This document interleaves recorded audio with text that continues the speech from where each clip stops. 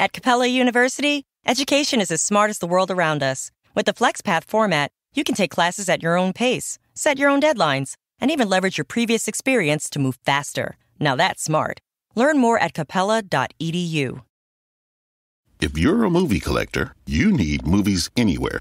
It pulls your favorite purchase movies from participating digital retailers into one central place, so you can finally say goodbye to scattered movie collections and hello to an organized library. With Movies Anywhere, you can watch your favorite movies on any compatible device, whenever and wherever you want. Ready to grow and enjoy your digital collection?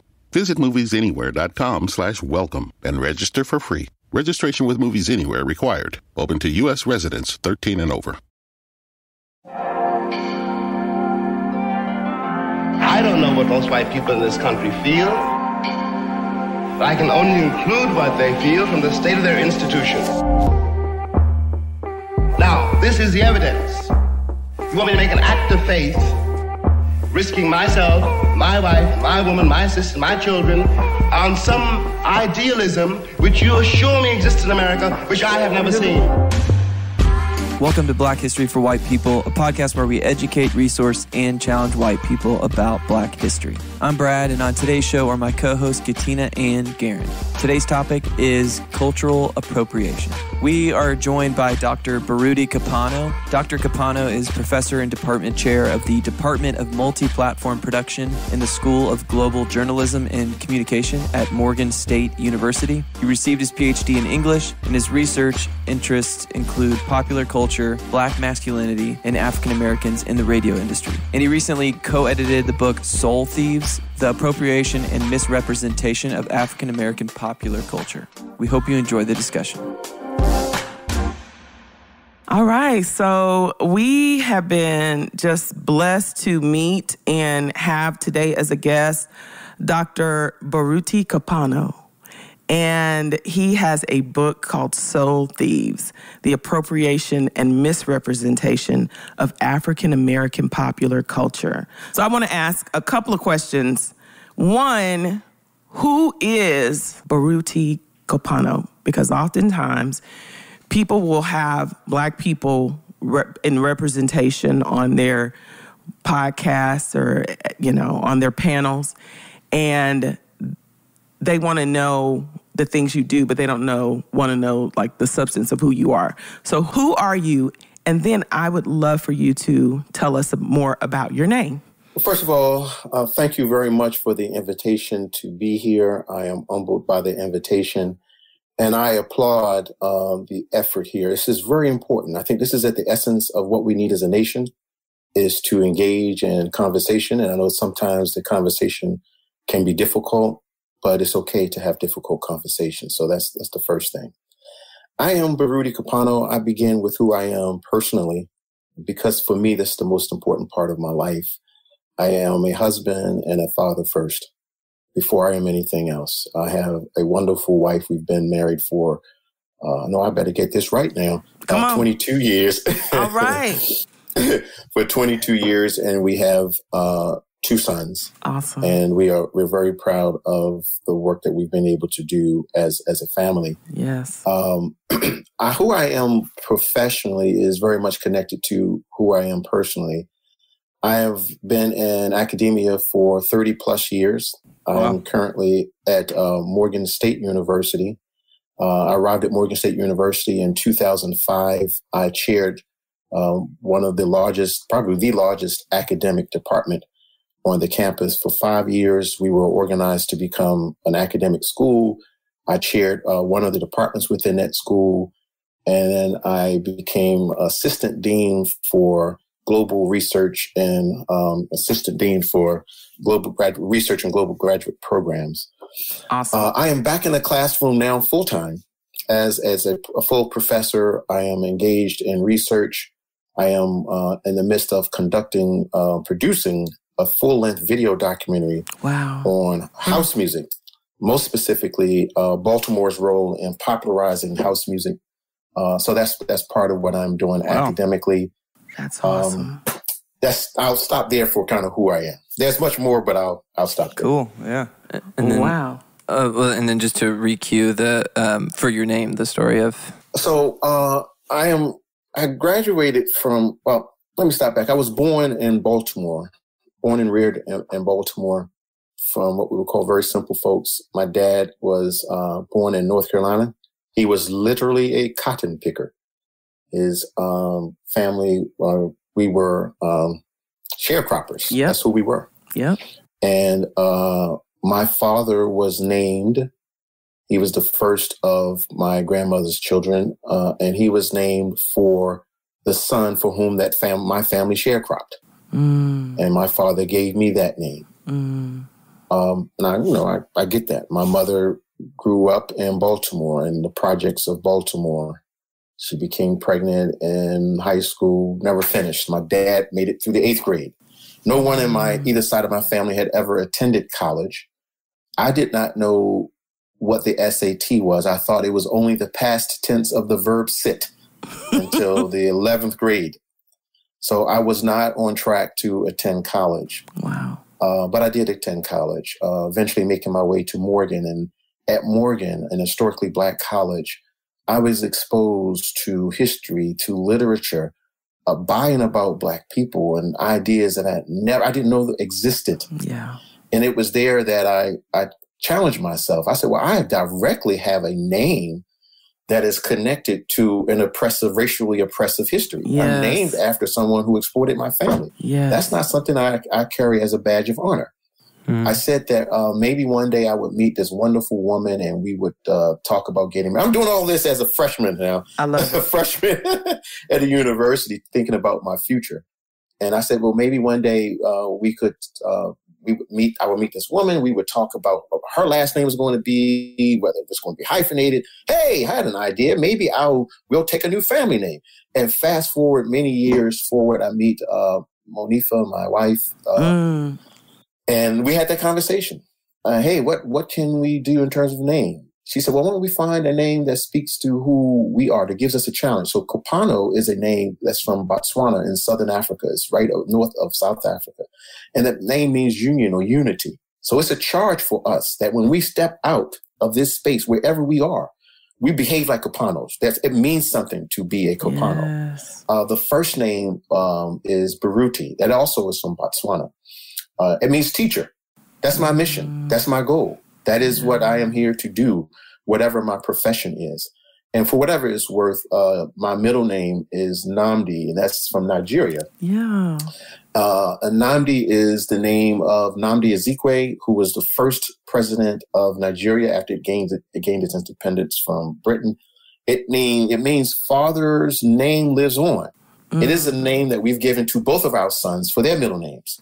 So there is this connection that they have, a charge that they have. Their names mean something. And so that was a part of my own way of reckoning my own racial consciousness. And I thought it was an easy first step to take, and I did that. So it's something about Blackness that is so beautiful. And, everything that you were speaking just now, deeply resonated with me on a level that, to be quite honest, if you tell your average white person this information, they're like, yeah, that's great, that type of thing. But for me, there was something like bubbling on the inside. When you said that you're the son of sharecroppers, cotton pickers, same. That's my story. Both my parents, very young, sharecroppers, picked cotton from the South. Family first, just for as far as the Black family, I've been married for 24 years, and it's not even about, when you look at this Black couple, there's this Black couple, but just all the things that got them where they are, and just this journey of we're going to establish who we are, and as a family unit, as a community, this is our nuclear, this is our hub, and to designate, names, name meaning. People make fun of Black folk because we be naming ourselves and our kids. We name kids funny names or what people would think are funny names, like the song says. But song says, "Don't hate on us, we're fabulous." And just the deliberate, intentional effort to name your child in a way that represents their identity and culture, and then just pushes them forward. And then you falling into college and going to Morgan State and being exposed to that blackity blackness in all aspects, academically, seeing, I'm sure, black professors and people engaging, you on a different level than you probably would have gotten at another university.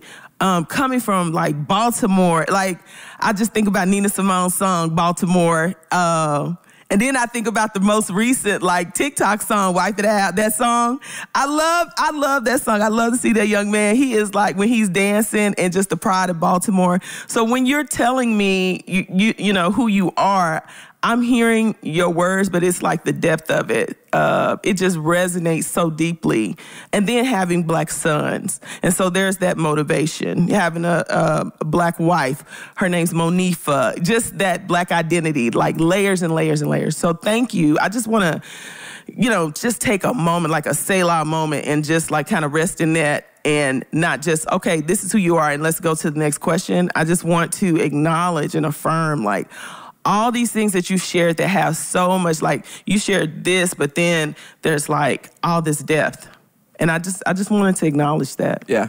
So today we're going to be talking about cultural appropriation. And before we kind of dive into that and kind of explore it, I'd love, Dr. Kopano, for you to kind of give me an elevator pitch of what cultural appropriation is, just in like a very... I'm a very average person, so I need it to be pretty compact for me to understand it.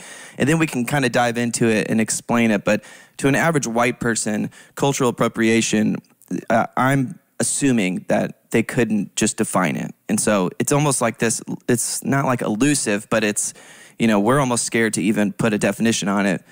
Who gets to define it? And, we can get into all that. But I'd love to hear just like, what's a quick elevator pitch into that before we kind of really dig into the Thank you. That's a wonderful place to begin.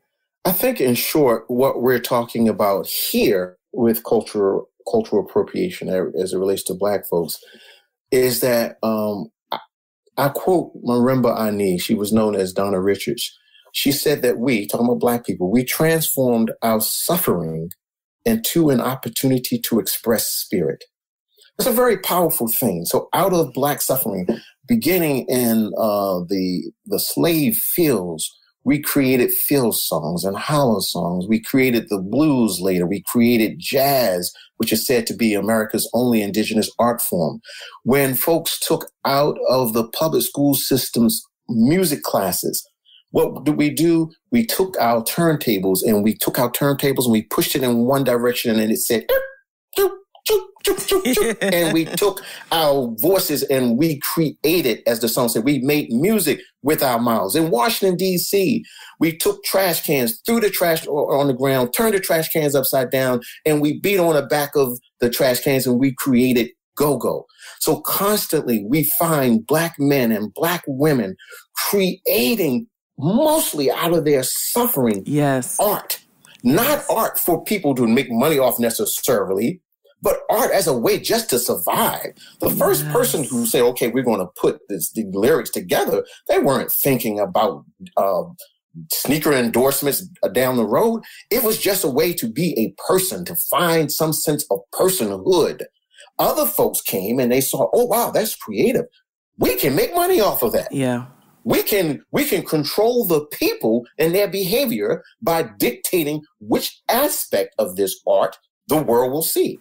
That isn't, that's as nutshell as I can get. We often are at the forefront of creating artistic expressions, we being Black folks. And then other corporate interests come in and dictate the direction of those pursuits. In a nutshell, that's what cultural appropriation is. Yes. Okay.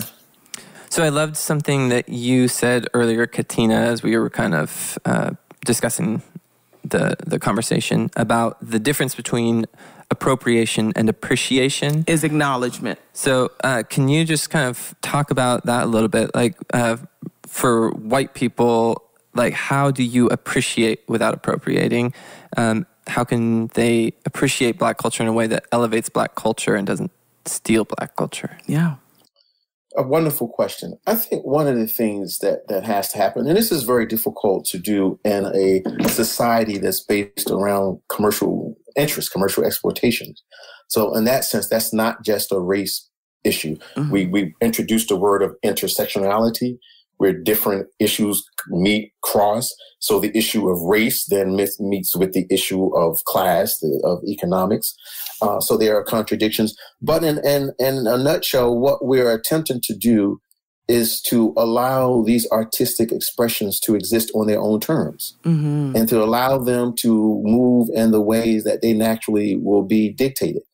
There was a point where it was Allen Iverson is an example. Allen Iverson introduced a look, a feel, an expression that the NBA, the world had never seen. Yep. The way that he wore his hair, mm-hmm. The adornment of his body with tattoos.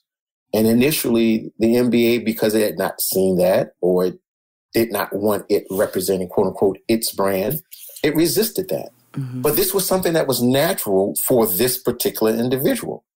And so here's the appropriation. The appreciation part is, this is an individual.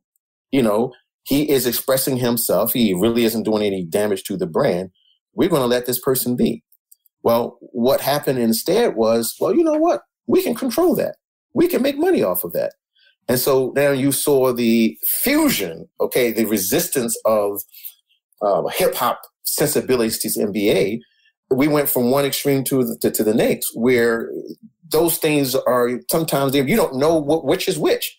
Like my sons participate in the gaming system, and sometimes I'm thinking they're listening to songs and they're playing these sports video games where the music has become such an integral part of it. Mm-hmm. And there's one part where we can say we appreciate that. That is an appreciation. But there's another aspect where we could see that more as, well, no, there are folks being commercially exploited, although individuals are making money off of that. So I don't know that I could give you 5 rules. These are the 5 rules. If you do this, this is appreciation. If you do this, this is appropriation. I think just allowing folks natural space to be and engaging in conversation when folks are saying, well, we find this to be offensive or appropriation, to pause, to listen. Let's engage in conversation before we reach a conclusion that it is or it isn't. Dr. Kopano, maybe it sounds like, okay, people are stealing something and we're getting closer to maybe my brain understanding this exactly.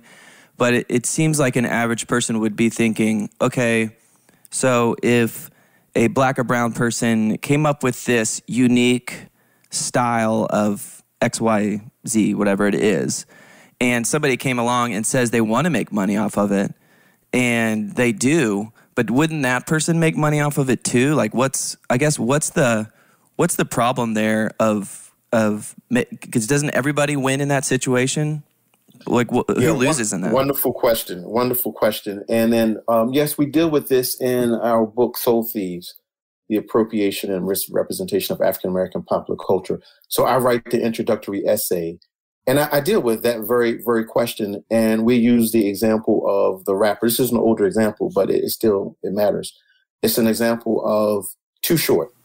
And Too Short tells the story of literally having what he says is a verbal agreement with the head of the record label. He said, listen, I'm making all of this music and it's debauchery.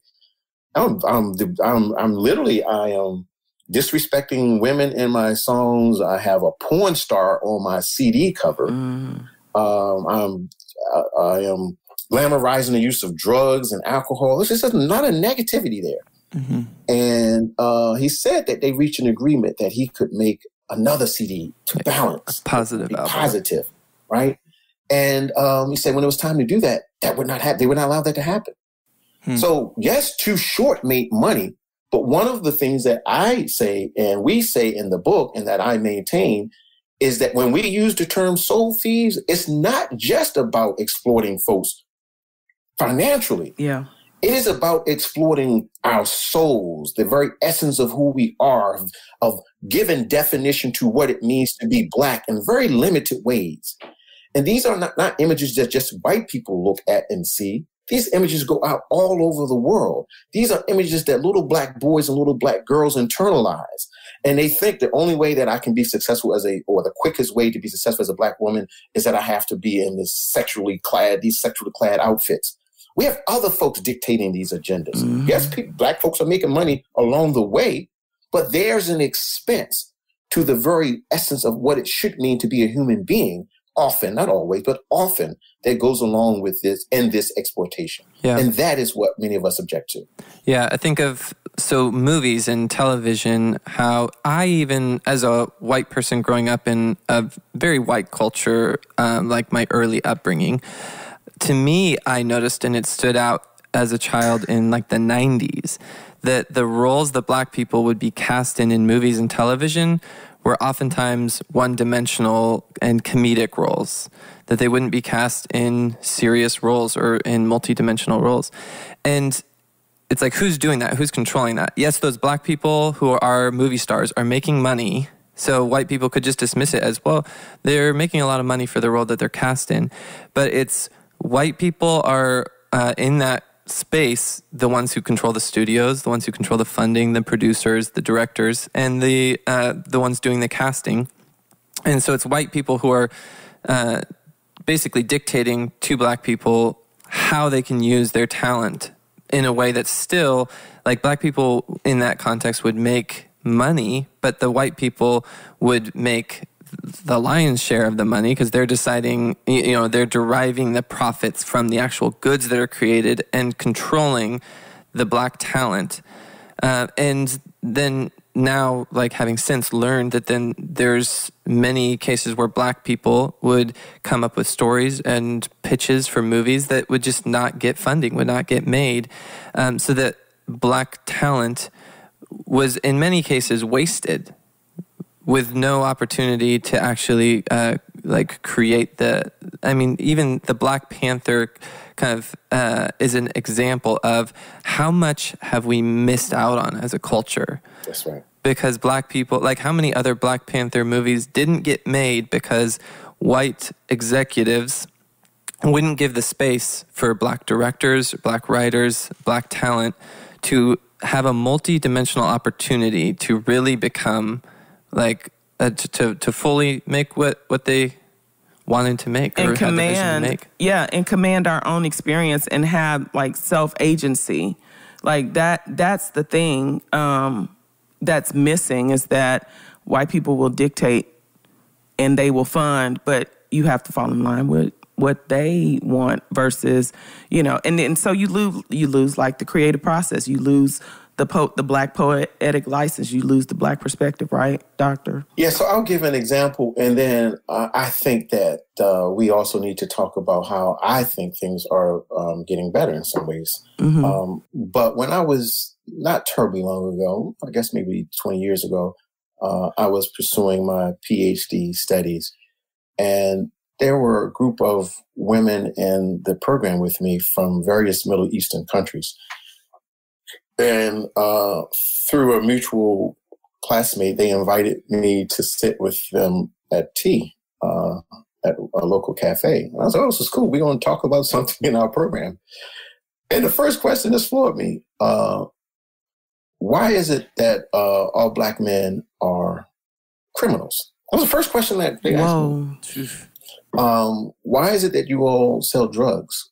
What kind of man leaves his wife and children abandon him? So their questions are surrounded by their images of Black people, in this particular case, Black men, that they saw coming to them in their part of the world through mass media outlets. Right. And those images were unidimensional. Certainly there are Black men who abandon their children, who sell drugs, who do awful things. But we have that in every group. That's not something that's unique to Black folks. But what was not happening, particularly at that time, there wasn't a counterbalance. There weren't other messages, other images that were readily available to these folks. And so I think that's one of the dangers that we talk about when you have corporate interests, when you have folks outside of the culture, where you have folks who have no commitment to the development of communities, deciding on which images the world will see, the world internalizes these things. But I do see that in many ways, people are really working to change the narrative. I go back again to what you are doing here with this podcast. This is an absolutely earth-shattering effort that should be applauded, that should be supported in every way possible. Thank you. We see movies like If Beale Street Could Talk, Queen and Slim, the most recent Will Smith depiction of Venus and Serena's dad, King Richard, that attempts to give different images of Black people. No one is perfect. So these people are flawed individuals. Yes. But these are folks who are redemptive, who have human value and dignity that we're able to see in a full range of other media images from other communities. So let's talk about just the multi-dimension, like Black people as multi-dimensional beings. And I really want to hear from you, because right now we're in an era where Black women specifically are commanding their sexuality in a way that they have not been able to historically. From the, from their 400-year history in this country. When you think about Black women coming to this country specifically for the purposes of rape, breeding, and just how that was perpetuated for many years and for centuries. And then now we're seeing people like Megan Thee Stallion and Cardi B and what people are, it's almost like a return to the negative stereotype. But for me personally, even though it's not something that I would do or even endorse, what I see is Black women are commanding their sexuality. They're not the video vixen. They are their own person and entity, and they're a sexual being without the confines of whiteness or misogynoir. But then also, where you do see the stories of people who are flawed, Black people don't get to be flawed. And so everybody's white story is redemptive in a way that Black story, because King Richard comes out, well, he did this and he did that. Like it's an immediate attack, whereas we see all of these people throughout American history who have been elevated and given monuments, and they enslaved people and they raped people and they did all this stuff, and they can be heroes, but Black people who have imperfect stories can't be heroes. So I want to talk about the two of those things. Okay, if I understand this question here, this is very complex. Yeah. And this is a question that I am still grappling to understand. Yeah. So let me make sure I have a correct date before I mess myself up here. Oh no. Take your time. So there is a parallel that I am attempting to make. I teach a course at Morgan State University entitled Communication and the Black Diaspora. And that course seeks to make some parallels between what's happening in the United States now and what has happened historically in the United States to other parts of the world where we find Black people. So in that class, we introduce students to a woman who was born from a slave parent and a non-slave parent in Brazil. Brazil, of course, was where the Portuguese set up their shop and where slavery began, and this form of slavery began. And so Chica de Silva was born in the 1700s.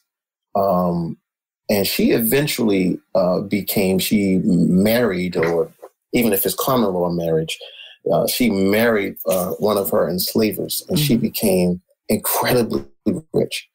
One of the richest women in all of Brazil. And by that society's definition, she was an incredible success. She did that. She denounced her Blackness. She also, when she inherited slaves, she didn't free them. She kept them enslaved. But she was able to be what we would call successful by our definition of success. So, and I hope this doesn't come across as a poor analogy. I don't mean to be insulting. No. So recently, Rihanna was recognized by Barbados. Barbados recently ended last week its British colonial rule. Yes. And became an independent, became a republic. And they recognized Rihanna, gave her some distinction. And so I was torn with that. Yeah. And my wife and I had a conversation. I'm not sure that we're on the same page. And I said, well, Rihanna is in the same realm of a Chica da Silva to me in some ways. The body was the gateway, right? It was through the if you will, the being exploited sexually. Yep. And in Rihanna's particular case, presenting herself as a body, as a sexual object, along the lines of a Josephine Baker and other folks who have worked in that realm. But on the other hand, as my wife points out, but she's listed as a billionaire now, and she has her own company, and she employs Black folks, and she's been able to do these wonderful things. Inclusion. So I would say that this is something that I'm struggling with in terms of how the body, the Black woman's body, has been used as personal gateways for individual success. Yeah, yeah. What does that mean to the little 4-year-old Black girl who wants to be a billionaire? Right. I mean, is that the model? Is this the path? Are there other ways for her? So I don't know. I don't know that I have a clear answer to. There's a tension.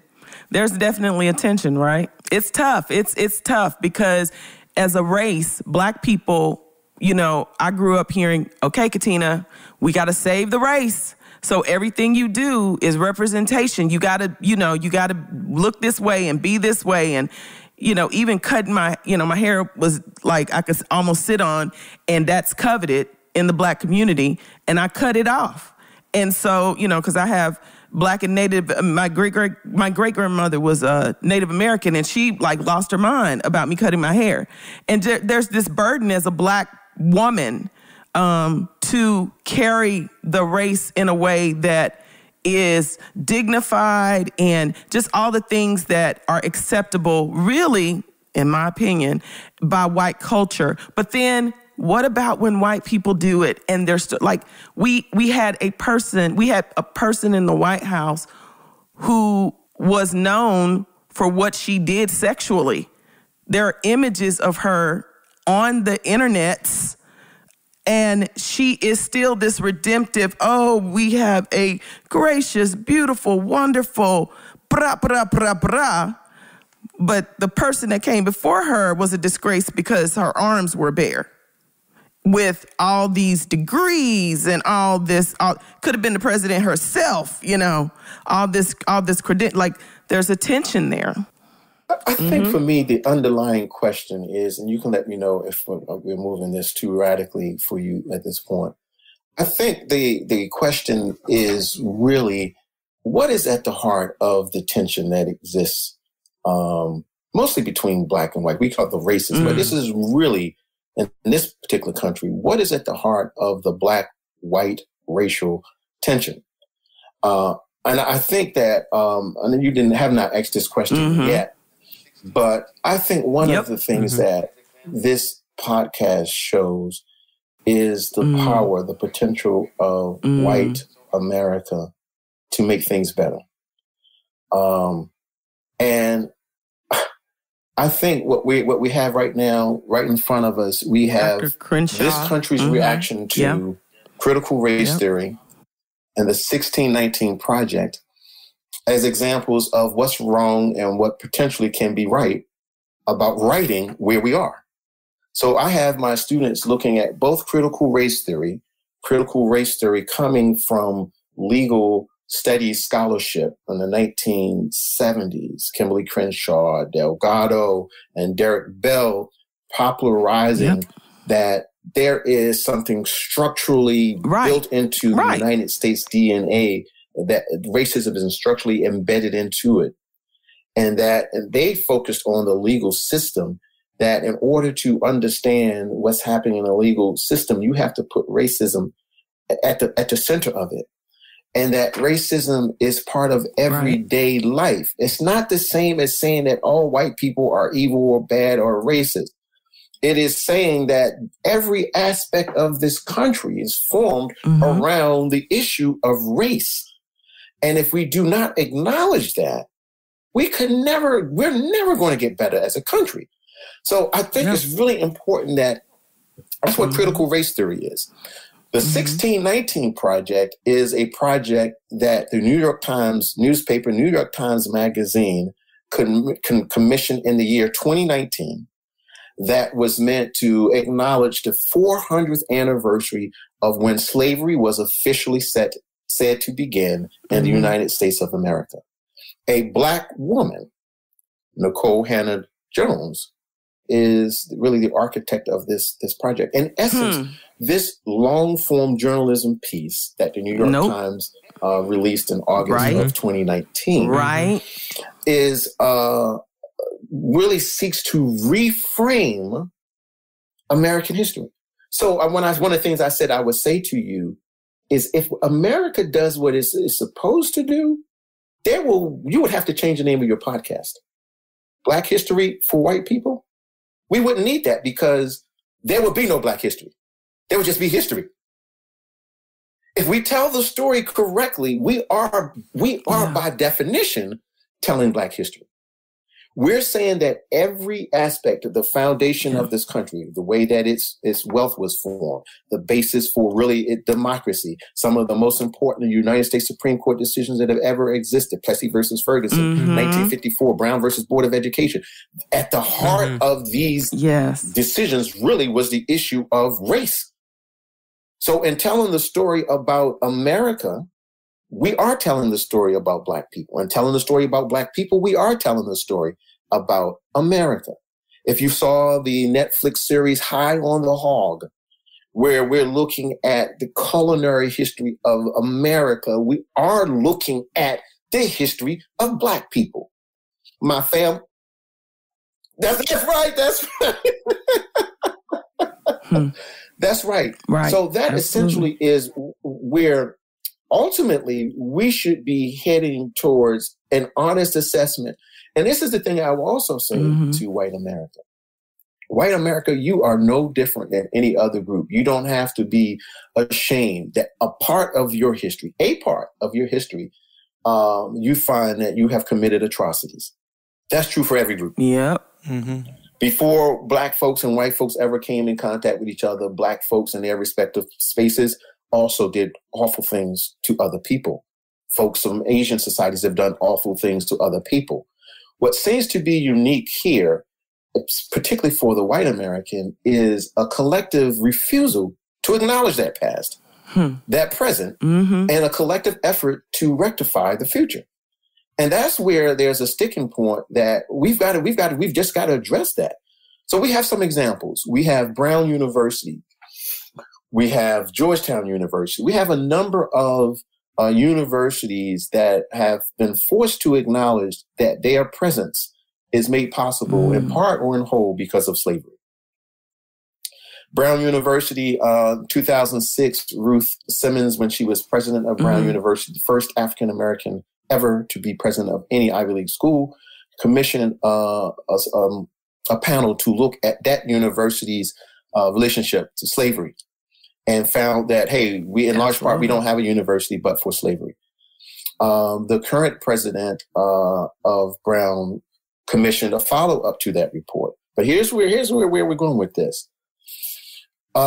Pretty much he echoed the things that the first report said, but the students of Brown, and I mean largely many of the white students, are saying, we must correct this wrong.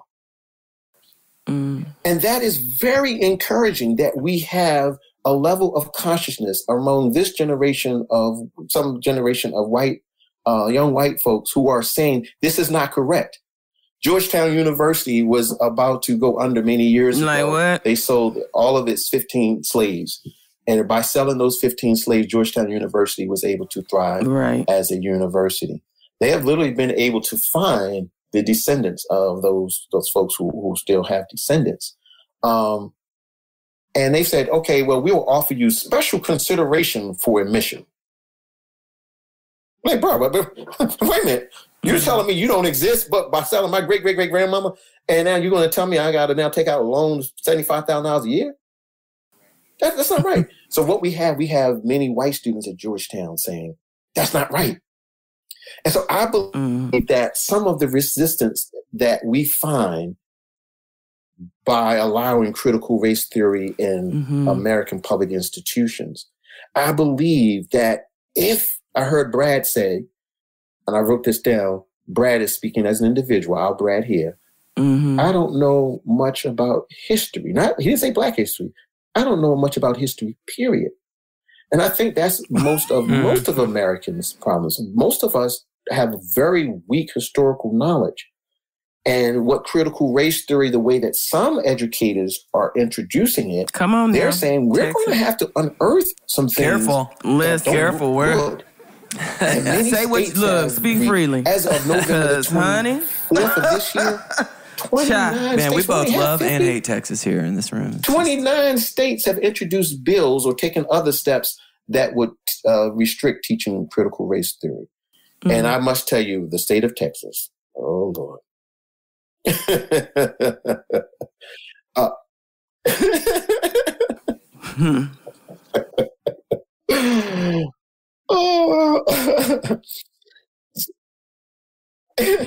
So it appears it's a wonderful state. There have been so many wonderful things to come out of Texas, but and Texas in this sense isn't so radically different from other states, and that it has introduced, at least, and your governor has said to how they gonna learn into law a bill that actually prohibits teaching.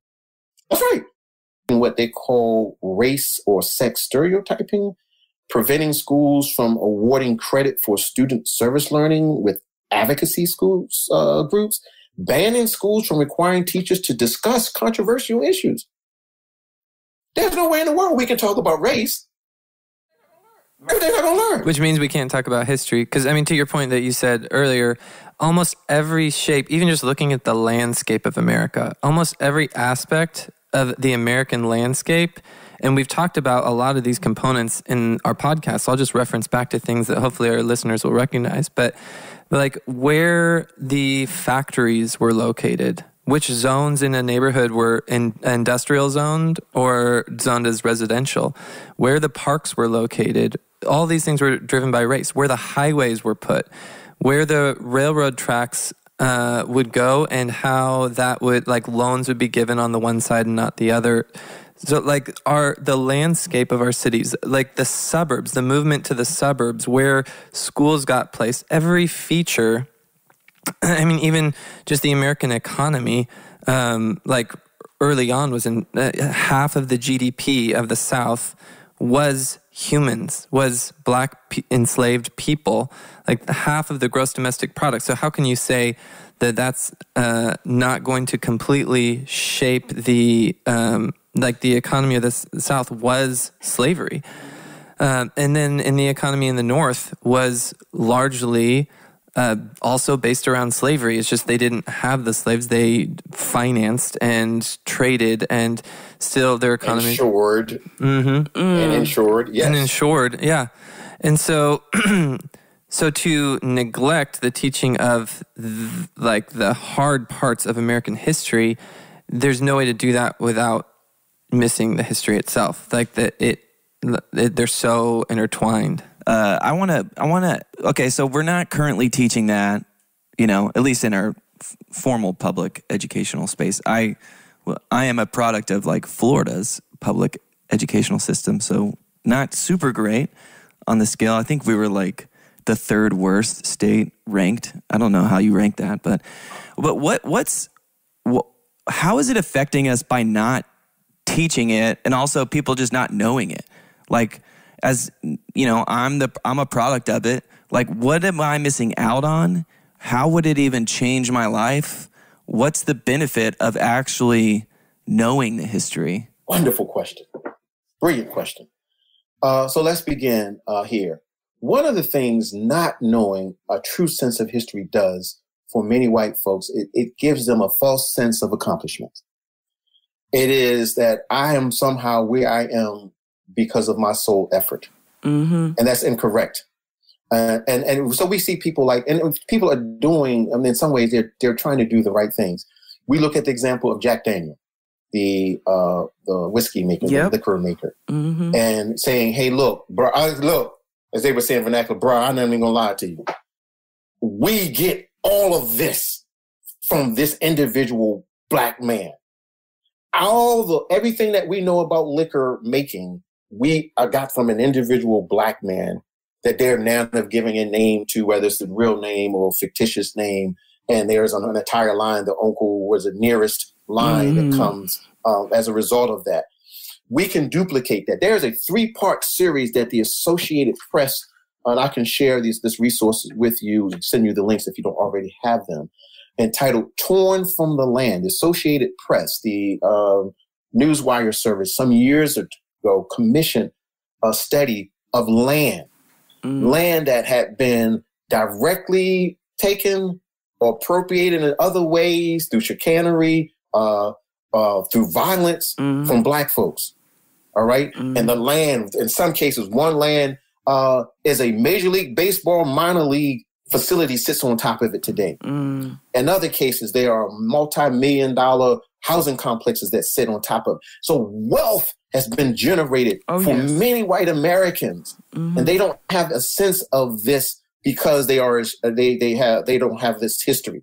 Another tragedy from not knowing this history is that for some white folks, there's a level of insensitivity about the downtrodden plot of many Black Americans. It is easy to drive by and see crackheads or however you may see some poor Black people and see that as simply poor individual choices versus structural, the things that were built in systematically that almost determined that they could do nothing but where they are, right? The other thing that it does is it gives Black folks a false sense of what they cannot achieve, a sense of inadequacy, insecurity, that they think the only thing I could do is rap or dribble a ball or kick a ball or some other thing that white folks have for this particular time and period said this is acceptable space for Black folks.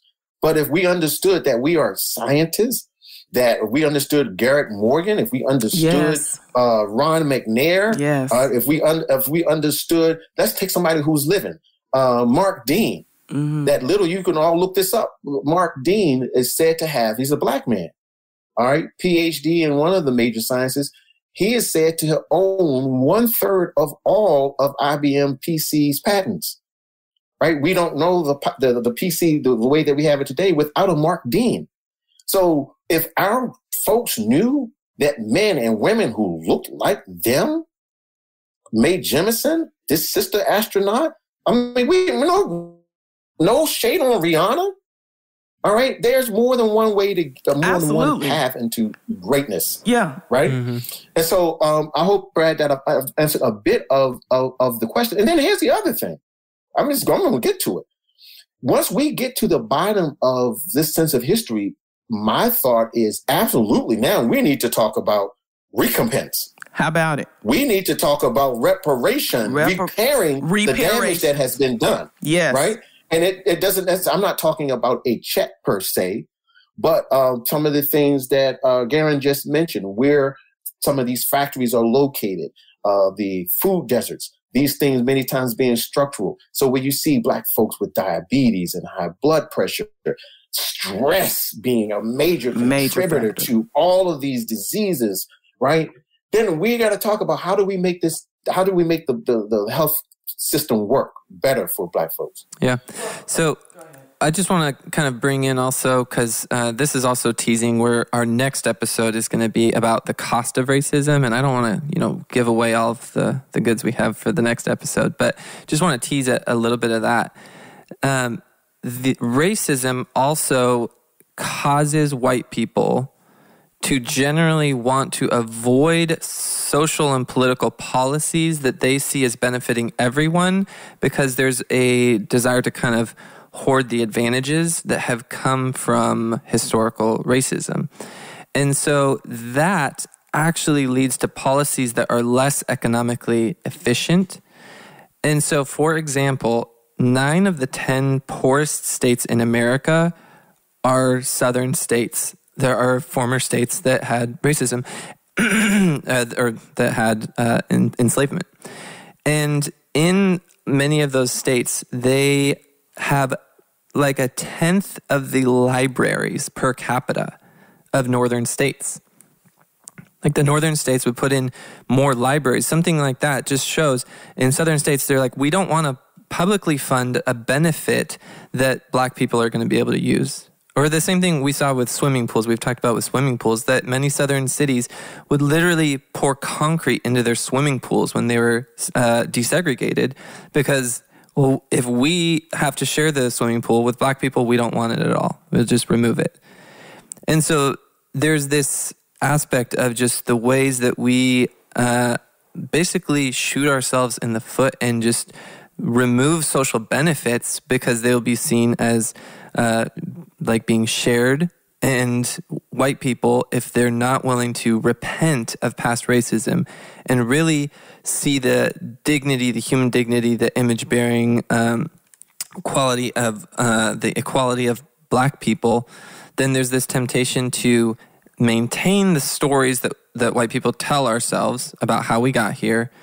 And then there's this other aspect called last place aversion, where like social scientists can even study this and go to groups and just set up scenarios where they test this. And in general, if you distribute money among people and you give them the opportunity to share the money, they did this study where they could. Let me set this up again so I can say it better. The other thing is there's this thing called last place aversion. And they've done studies of this where they will get a group of people, say 10 people together, and they'll give them different amounts of money. And they'll give the people the opportunity to give the money away. Like you have to give money either to the person who has more than you or the person who has less than you. Like you can give it up one or down one. And in general, people will tend to give money to the people who have less than them. But what they found is that the people who are in second to last place will give the money to the people who have more than them. Because they know that if I give the money to the people who have less than me, then I'm going to be the new person in last place. I don't want to be in last place. I would rather benefit the people ahead of me than move into last place. So I think there's this temptation for poor whites historically in America I would rather choose policies that hurt me if it keeps Black people below me. Yep. Like I will choose policies that actually, like there are policies that actually would benefit, like having more libraries, having better funded education and more equally funded education that isn't derived from just local property tax, but is federally funded so that it's like more even across schools.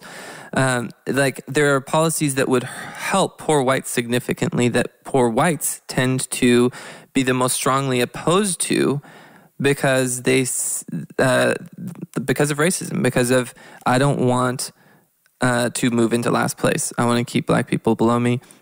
And so then throughout history, there has been just a ton of cost to racism. And we're going to get more into that next week. And it kind of next episode. And it reveals from the beginning that, I mean, you just have to kind of admit it, that we're Christians, and so we're coming from a Christian worldview on all these aspects, everything that we talk about. Mm-hmm. And we would say that you're just not loving. Like, that's just not a loving perspective. So and we're not called to do that. And so you almost have to just admit, hey, I'm not loving, and, I want these policies to oppress this certain group of people, which is almost better. Like, that's honest, and that's what you actually think. That's great. But like most people don't want to actually say those things out loud. So they build language around it. Yeah. Like the Southern strategy. They build language around oppression. And so. At Capella University, you're in control of your education. With the game-changing FlexPath format, you can set your own deadlines and move at your own pace. The faster you move, the more you save. Visit capella.edu to learn more. From HBO's Insecure and executive producer Issa Rae comes a new satirical true crime podcast, We Stay Looking. After investigating the disappearance of a missing Black woman in Looking for LaToya, Terry J. Vaughn is back as citizen sleuth Rose Cranberry. Through comedy, We Stay Looking sheds light on the serious issues of systemic racism within the media and the criminal justice system. Produced by Radio and Tenderfoot TV with HBO, new episodes of We Stay Looking are available on all podcast platforms, and you can binge the entire season now on HBO Max. One thing that I want to talk about is, because I think at the heart of appropriation is monetizing Black people's pain. They appropriated, our bodies were literally appropriated. Our wombs were appropriate, like we were objectified, and enslavement is the first, that's the beginning of monetizing our pain, our suffering. But then when you go to how blues, and I love, music history, as having studied music in college, and just the history of music in America and how many of the spirituals, blues, work songs, chain gang songs, all these, how Black people couldn't communicate, weren't allowed to communicate on plantations when they were working. And so we created art from our pain. We would sing to each other. And in our songs, there was coded language on how to escape, on where we're going to meet, at the end of the day, and mapping out routes to escape in our braids and cornrows that now have been Kardashianized. And I call it the Kardashian effect. That's something I want to write about, is the Kardashian effect. It's like there's a monetization of our pain, specifically for Black women, how the standard of beauty has been whiteness, and how we've had to straighten our hair and, just go through these extremes for societal acceptance in the workforce. But then now everybody wants, we had to dress a certain way, look a certain way. Now everybody wants these Black, what they deem as Black female body parts, Venus Hottentot. They're like that. That's what they're doing. They want to take these parts of Black women, like melanin and, just the things that our fashion in the hood, the big hoop earrings, the ghetto fabulousness, all the art and culture that we created out of pain, out of trauma, out of intergenerational trauma, historical trauma, cascading trauma. We created beauty and art. And now it's taken and it's made into something that's socially digestible. Even jazz, how jazz was born, but then Frank Sinatra and all these other, they made a lady out of it. It's like, oh, jazz is a horrible art form, but now let's make a lady out of it. Oh, jazz is the best thing in the world.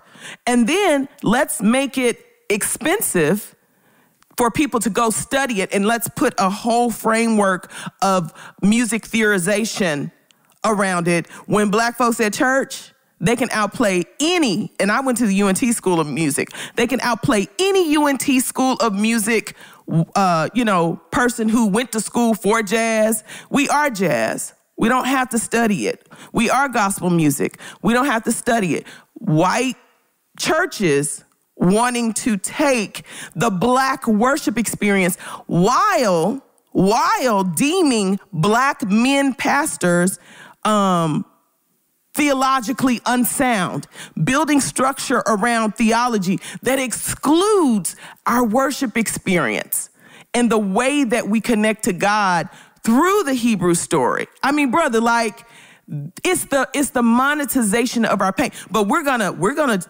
sing gospel. Now they're gonna sing gospel. They're gonna make it fashionable. They take everything that we do and they make it fashionable. And that's at the heart of appropriation. It's stripping, we create this out of our lack. Even the foods that we create now, there are a lot of white soul food places, and it's just crazy. They take the things that they have condemned us for and they repackage it, monetize it, and continue to gain wealth. The TikTok dancers that come up with these amazing dances that get copped. And then they get the, endorsements. They get the spots on the late night shows. Black women wearing the things we would do with our hair that was socially unacceptable. Now they can go and do it. And it's disgusting. I mean, I am enraged because it's another way to stop us from growing, like generational wealth. It's just, it's infuriating. Dr. Kopano, I want you to speak to that, but can you also, in your explanation, kind of explain okay, because there's some things that happen like that, even now in contemporary worship music, there's an aspect of kind of what you're saying. They're taking in some of that gospel stuff from Black church and then kind of fusing that together with white, with whiteness. With whiteness. But I guess how do you determine whether it's appropriation versus appreciation? How can you, obviously you probably aren't going to be well, you can just, XYZ, cross this off the list. But right. What's a way that someone could, not just assume everything is appropriated and not just assume everything is appreciated? And so what's a good way to kind of handle that? Good. I'm going to get that.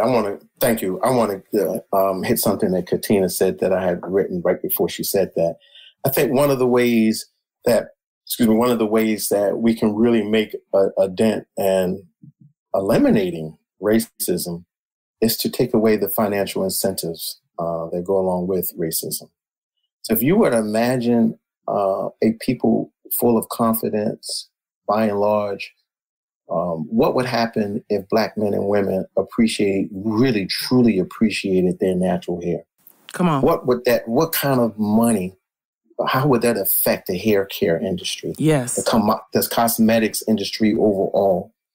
If there wasn't such misery and pain that so many of us, not just Black people, we're talking about Black people now, bury in alcohol. And the alcohol. And I'm not anti-alcohol. I'm just saying that this is a way that we are coping because we are by and large talking about oppressed people. Yeah. The prison industrial complex. When I was at Delaware State University, I led a group of discussions in the prison at Smyrna, Delaware. And there was an awareness for teenagers who were flirting with being lawless, and they would bring them in and try to scare them straight. Yeah. And so one of the prison officials grabbed a guy and told him, this is the kind of vehicle that I have on a parking lot. I'm going to tell you what kind of vehicle I really want. I'm counting on you to mess up to be here, right? Because this is how I pay my mortgage. This is how I do these other things. And so there's so much money in the prison industrial complex. The social workers, the Bells bonds people, the medical industry itself. Yeah. With the sicknesses that we have, the illnesses that we have, the diseases that we have, the money that we generate from pharmaceutical companies. So there is a great financial loss if we make any real dent in racism. Yeah. That's why we're not supposed to do this. We're not supposed to have these conversations. You're not supposed to sit in the living room and say, let's try to figure this out. Let's tap into what we all read and hold to be true in terms of our spiritual beliefs, and let's effectuate it. Yeah. Right. So I just wanted to make that point. On the point of making the distinction between appropriation and appreciation, I don't know that I have much new to add to that. I think there's a point where clearly when you know that folks who are creating this piece are no longer a part of the decision-making decisions, when money becomes the primary reason that this art form is being moved forward, that's appropriation. When the very people for whom this art is supposed to help are no longer the center of that effort, that's no longer appreciation.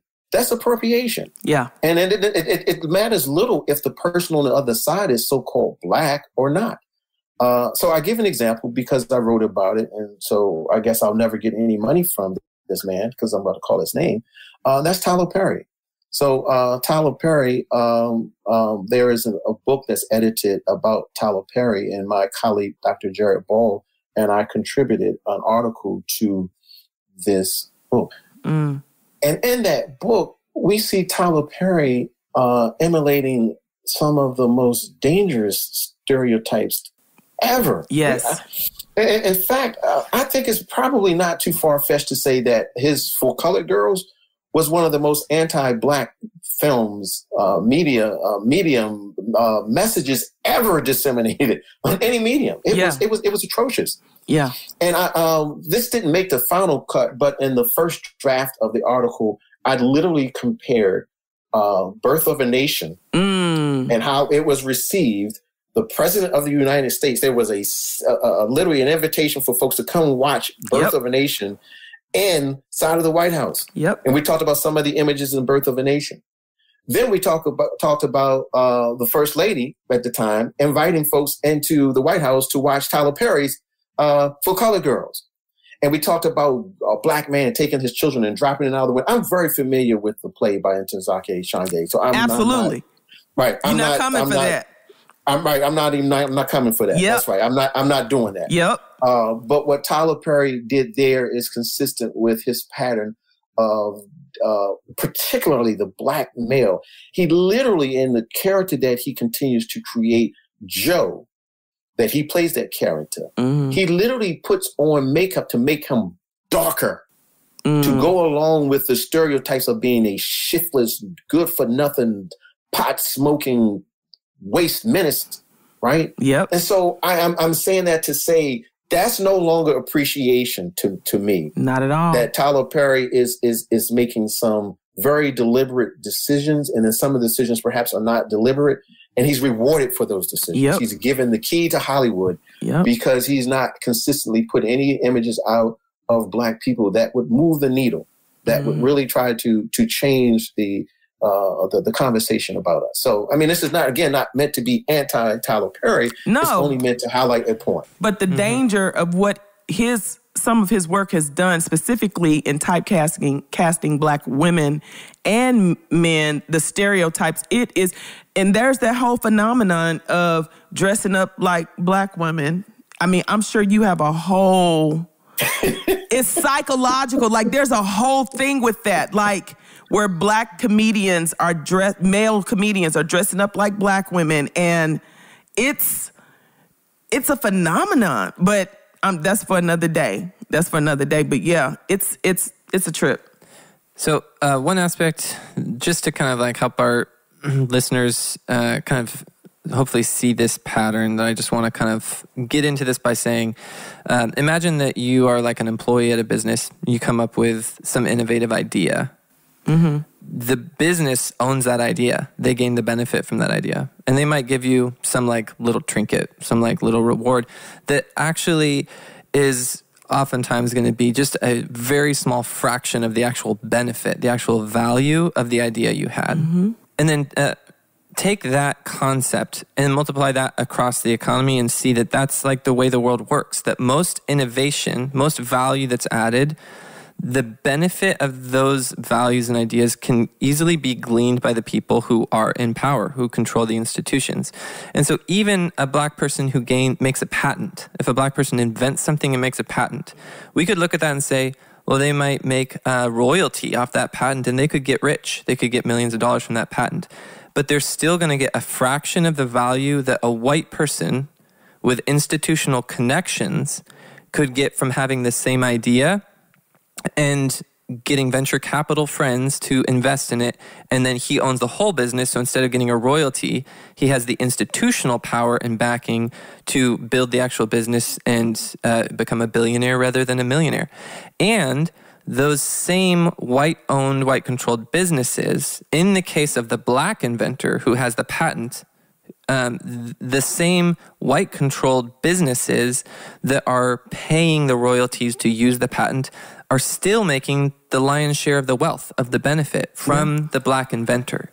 So whether, like yes, the Black inventor will make money, but if the institutions are controlled by white people, then Black people don't really have the ability to catch up if like this deck is so stacked in favor of like white controlled institutions being able to like monetize everything. And so 3 of the top 500 companies, CEOs are white.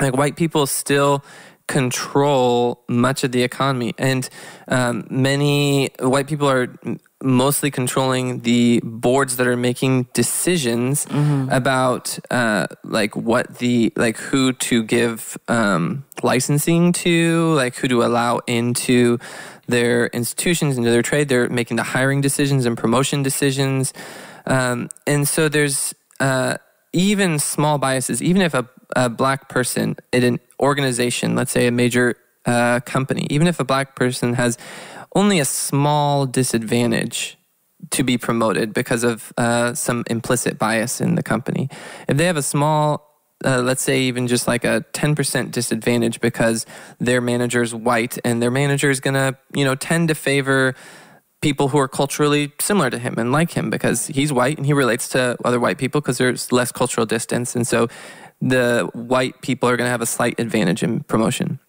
Well, that black person to move up, if they're overcoming a 10% disadvantage there, and then a 10% disadvantage to move up to the next level, and then another 10% advantage to move up to the next level, because at each level it's white managers, a white institutional, just like the legacy of past racism is that white people control and are higher up in many of the institutions, then there's this compounding disadvantage so that by the time you get to the top, it's not just a 10% disadvantage anymore. It's like compounded where black people are at a bigger disadvantage to move up further and further into positions of institutional control. And then that white institutional power that is a legacy of redlining, a legacy of the fact that eminent domain was used 10 times more against black people than white people, a legacy of disproportionate tax rates. Property taxes was disproportionately charged to black people, and then that money was used for improvements only on the white side of town, and many black towns didn't even get sanitary sewers while the white towns were getting their roads repaved and improvements. It's like there's all this looting of black wealth that even if that looting is not actively happening now, I think that there's just this legacy that is not set in stone, but it's a legacy of past racism that continues and it reiterates generation after generation. Unless we do something to intentionally change the structures to make it fair.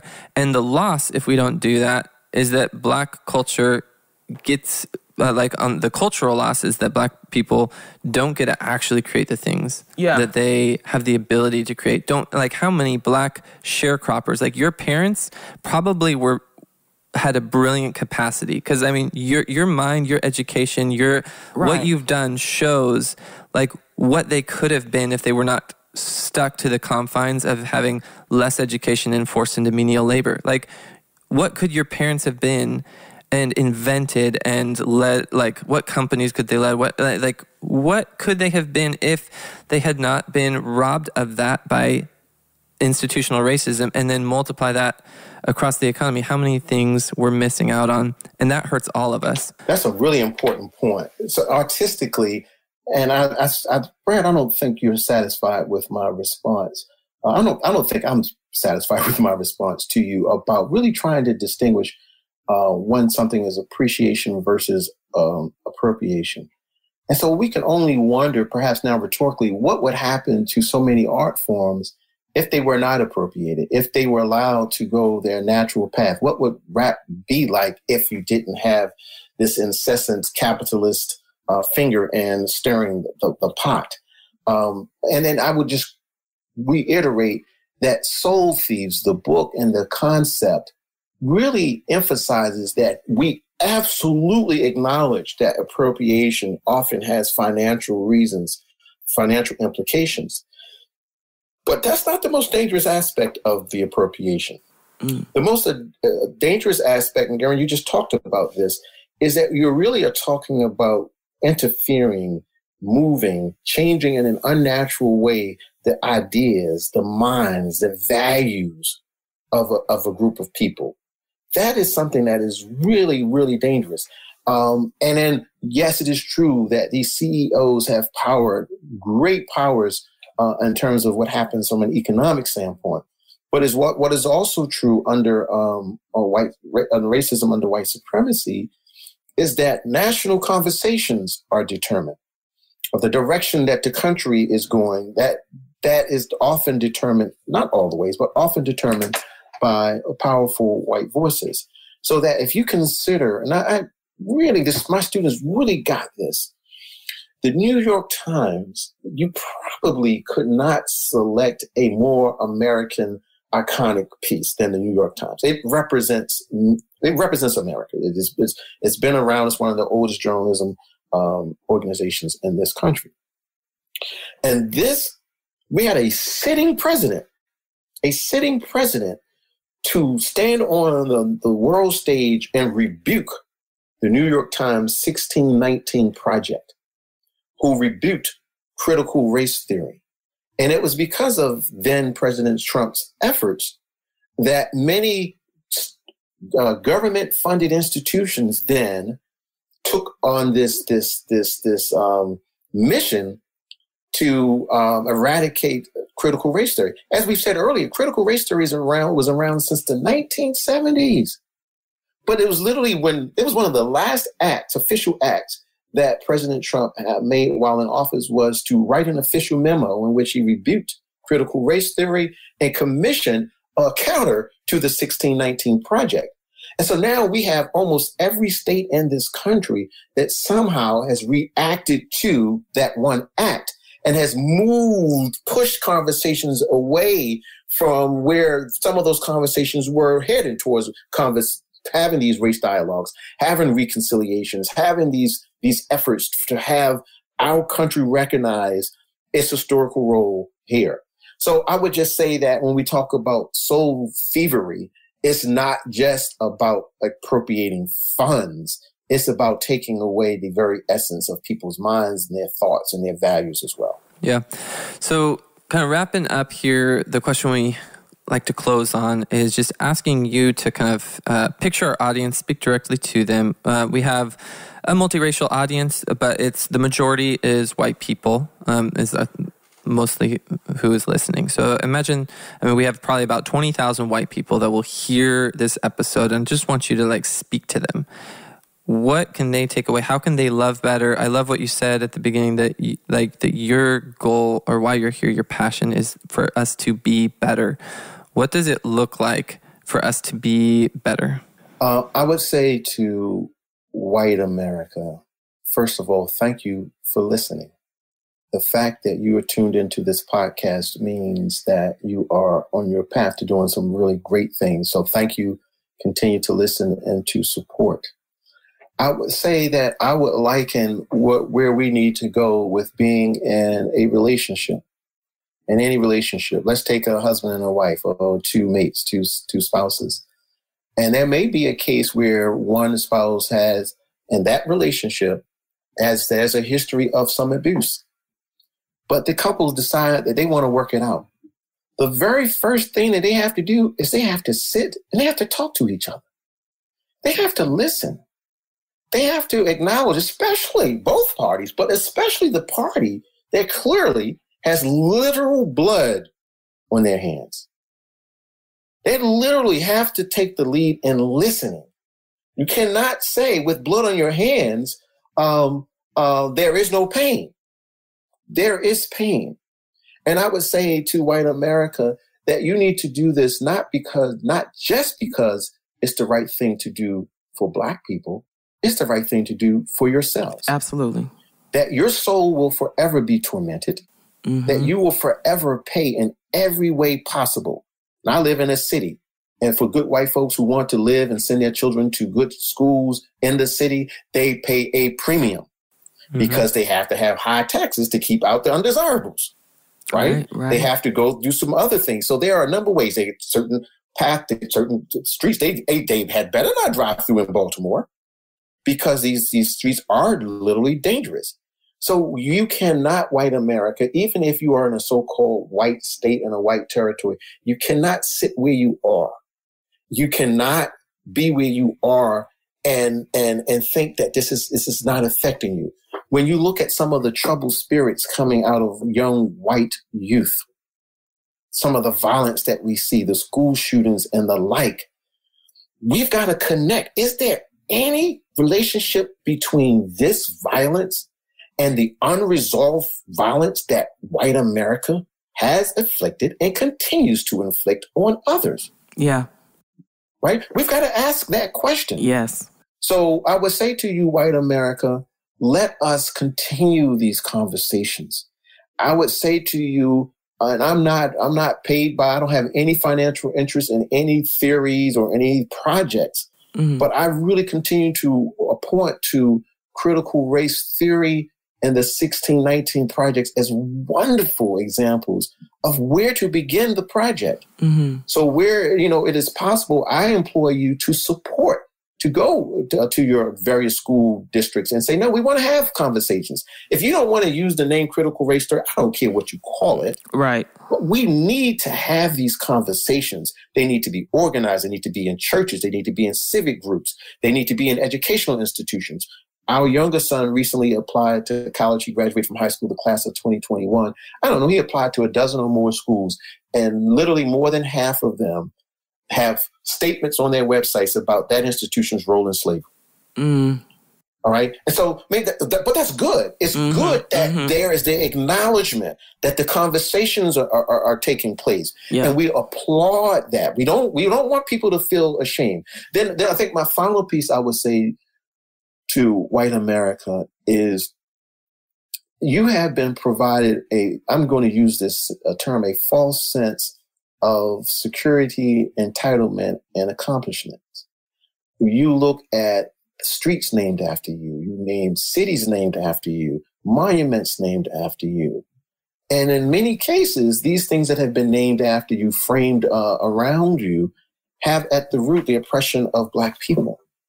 And so you can't expect that Black folks will be healthy until we expand these conversations, sit civilly, and sometimes we are going to disagree. But we need to come back to the table together, and we need to talk in love and in peace, because we inherit this space together. And even if we were to leave this country, we still are connected to each other forever. Yeah. So let's be connected to each other in a healthy way. So how can we support and direct our listeners to support what you are doing? Well, one of the things that listeners can do is to support this podcast. Thank you. Black History for White People. That is, I think it is incredibly important. I also think that a place to begin with perhaps understanding the effort to reframe the discussion is the 1619 Project, the New York Times 1619 Project. In many cases, what has taken place over the years in some communities, folks have formed study groups. And I think that that's something that I would advise folks to do. And there are ways to come together. They can be, quote unquote, mixed race, or they could not be mixed race. You can just be where you are. It could be at a smaller family level. Let it just say that some of these bans in the school systems are sustained. Well, they can't ban us from coming together in our homes, not in our churches, not in our synagogues, not in our mosques, not in whatever space that we occupy. We have the ability to come together and to make these discussions. There are a plethora of resources. So for whatever reason, we don't think that the 1619 Project is the place to begin. And it doesn't even have to be some of the heavier spaces. So one of the things that we're doing at a personal level is we are, as a family, we are going and we're visiting certain plantations. We're going to the Whitney Plantation in Louisiana. We're going to Monticello in Virginia. There's a historic Hampton here in Maryland to see some of the physical spaces. I think it's important for folks to go out and take the Jack Daniels tour because those companies have to be supported. And I'm not saying go out and buy the alcohol, at least, but I am saying the fact that they are acknowledging their past. Yeah, it has to be supported. We cannot say that we need to have these conversations, and then when people begin these conversations, we don't support them, or at least give them the backing if they come under attack. Right. So there are any number of ways that I think that that effort could be supported. And he's not going to say this, but... Yeah, so you're being humble and not... Yeah, not this book, though. Throwing out your book, but... we'll put it in the show. Soul Thieves. Bruh. Soul Thieves, the Appropriation and Misrepresentation of African-American Popular Culture. If there were just one takeaway, that if I say anything of value to anyone, and if there was one action item, if only one, there are a few that I would ask, but if there was only one, I would ask for your listeners to read an article that Bell Hooks wrote. Yes. Titled "Loving Blackness as Political Resistance." So that's the chapter title. You can find it actually online as a PDF, or you can find it in any of her edited books. Loving Blackness as Political Resistance. And I really think that's the answer. So what I did with that, I had my students read that. And then it doesn't matter whether you're black or white. We're saying everybody needs to love blacks for real, not black culture. Maybe I'm getting more to Brad's question. I mean, if you want to know whether it's appreciation or we want to know whether or not it is appropriation, here's the question. Does it help black people? Right. Does it move black people forward? Does it move their agenda? Not a black person. Right. Right. What does this art do? This thing that I want to contribute to, what does it do to our effort to love blackness?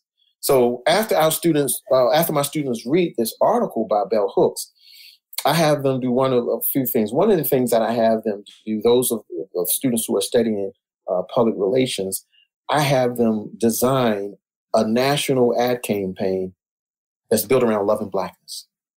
What would that look like? What would the messages be? What would the hashtag be? What would the public service announcement look like? Or I have them choose to write a letter as if they are the sitting president of the United States. It doesn't matter who the president is, in which the president is standing out and he is saying to the world, beginning with this country, we've got to love we got to love black people. We've got to love blackness. In order for our country to survive, this is what we have to do.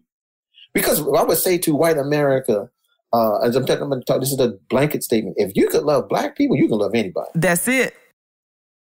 Because you historically have not had any group that you've hated more than black people. Exactly. So if you could get to a point where you can truly love, at least respect black people, how about just not terrorize them? Then we're now making progress towards other aspects of humanity. So that's in a nutshell. I would say we could begin with reading that article, Loving Blackness as Political Resistance. What does it mean to love blackness? And then the other side of that is she quotes we talked about black theologians earlier. She quotes James Cone, a black liberational theologist. Mm-hmm. And listen very carefully to my language. I don't want people to misunderstand what I'm about to say. I don't want any mean hashtags sent to me. James Cone says what America must do is to destroy whiteness, not white people, but whiteness. Yep. Because whiteness has built in it this entitlement, this sense of oppression, this sense of disproportionate, unwieldy power. And when we destroy whiteness, by definition, we attack the oppression, we attack the power. And that is what needs to be changed to bring this back to the center, not the political center, but just a humanity center. Well, and loving black people loving blackness means loving blackness in the way that blackness wants to be loved. Like when you are loving someone, it's you can go out and buy 1 million roses to somebody who's allergic to them. Mm-hmm. And you think that you love your performance and your act more than you love the person. And then get angry and say, why you don't like I spent all this money on these roses. Like, why come you don't like them? Because I'm loving you. But it's like, no, you're killing me because you already knew that I was allergic to roses. I done told you. And I actually love sunflowers. And that's not an act of selfishness on the person who is telling you. Like, when you love someone, you love them, you consider the ways that they desire to be loved. Otherwise, it is not love. Because a classic abuser can go and buy flowers after they beat somebody. That's not an act of love. And so you gotta leverage. Love has to be leveraged in a way that honors and bestows dignity to the people who you're trying to love. You don't just plop yourself in, I'm gonna go to somebody's house, they don't drink wine, and in an act of love, I'm gonna take them a bottle of wine when they don't drink it. What is that? What is that? Just so you can say that you did something. And I think that's the problem. That's the problem, is that white America said, well, we gave y'all Martin Luther King Street and Malcolm X Elementary, and we gave y'all this and that. We stopped making y'all sit on the back of the bus. Like, we ended slavery. Like, what more do you people want? But you have not loved us according to the way that humans should love humans. And you've continued the systems of oppression, and you won't acknowledge the emotional labor, the toil. Outstanding. You know what I'm saying? So that's what I'm talking about. I have a question for Garen and Brad. Mm-hmm. Do you I defer to Garen, whatever you're about to ask. Okay. Do you think that we're going to get this right? Are we going to be able to live together, Black folks and white folks, in this country harmoniously? I think that I am not super optimistic about white people coming to a place of true repentance and love in a large-scale way. There are some things that give me hope, and there's some things that just seem like continued entrenchment, that it's hard to know how we get past it. I think that some of it is just hard to tell, because it's kind of like, a balancing act where the you could fall on either side of the fence, where we could, like looking at politics, we could move towards a true multiracial democracy that I think would in time move us towards equity and equality. But I could also see just like a movement away from democracy that would just continue, like permanently entrench the advantaging of whiteness. And I don't know which way we will go. And I feel like it's kind of unknown and undetermined. What about you, Brad? Well, I'm not going to have a better answer than that. But I'd probably echo the same things. I think I'm not like, I'm not like, oh yeah, I'm not confident. I am also kind of on the side of like, and we've talked about this, like my wife and I have a history with the foster care system and taking care of foster care kids. And that system is so messed up. Like, I have zero hope for that system. Like, there's no way anybody's fixing that system. So it's just get in the system and do the work, do what you're supposed to do, try to move forward your little part. So I think about that with this country. And then I have in that, like, there's some statistics, and of course, statistics are just numbers, but like they say, like however many years a kid spends in the system, it takes them about that long to adjust to like a normal life.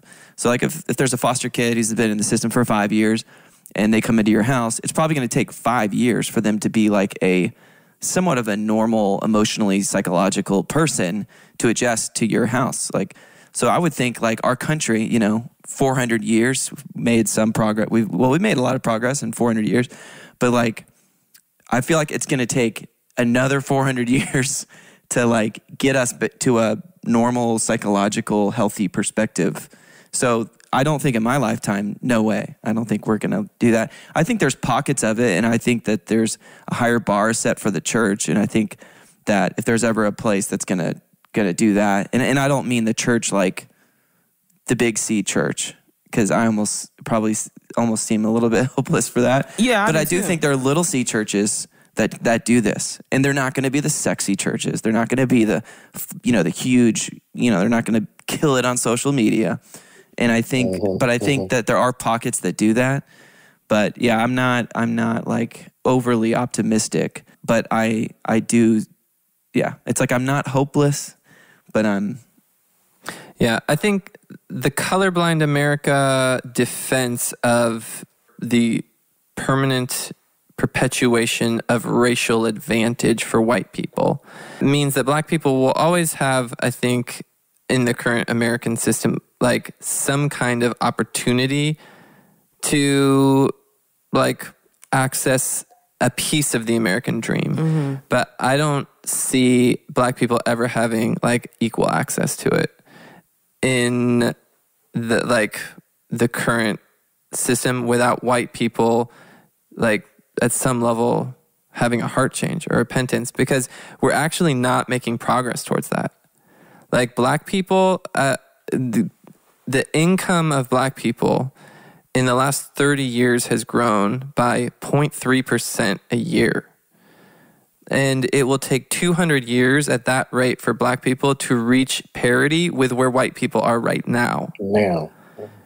So it's like we're not moving closer towards income equality or towards equal opportunity. And income can be a measure of opportunity because you can use your income to generate opportunity. So it's like we're not moving the right direction as a country. And that's why I say, and also you see like on the right, a lot of movement away from democracy. And so like, I feel like that could go either way, where we could eventually get to the point where democracy is eroded, or we could get to the point where democracy actually, like, change can be voted in that would actually move us in the right direction. But I don't know which way it'll go. I don't think it'll ever go. I think white people in their own psychology right now, the defense of the system does rest on colorblindness. And white people can still, in that, white people want to feel like good people. They want to feel like they are absolutely like morally good. And so white people aren't going to be able to feel morally good and like cross certain lines.